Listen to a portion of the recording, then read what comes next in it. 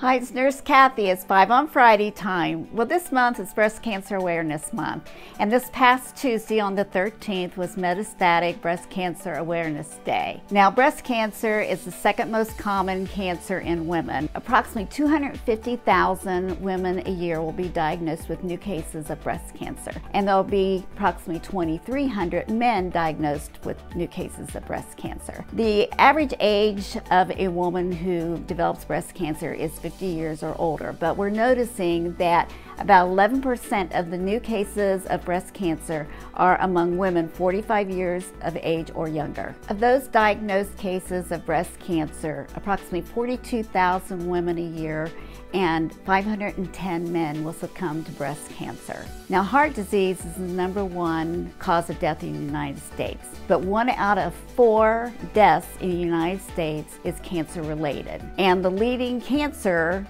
death is by lung cancer, and then breast cancer is second. Death from breast cancer has been declining over the past several years, but it does remain the #1 cause of death for Hispanic women and the second leading cause of death for women in the general population.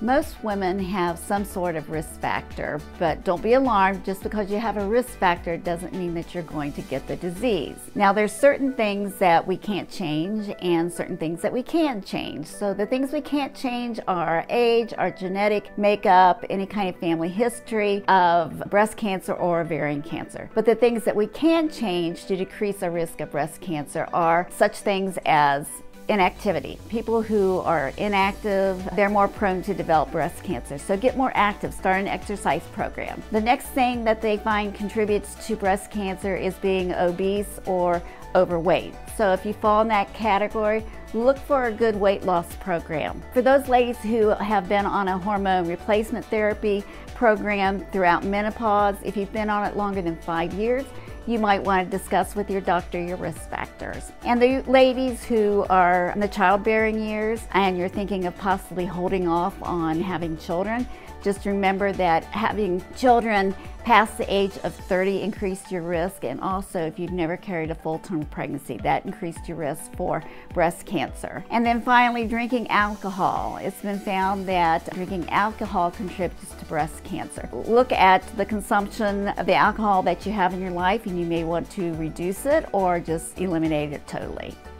And the last thing you can do is get a mammogram. Mammograms are still the best screening tool that we have, so try to schedule yours today. You're very fortunate here in the city of Columbus to have many facilities that offer mammogram services. Don't hesitate, don't wait, get it scheduled.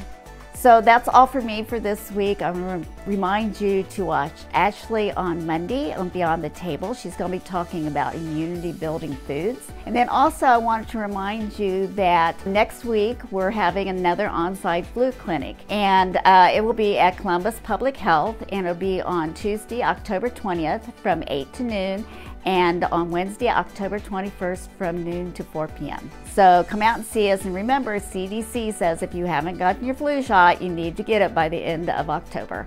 So take care and have a great weekend.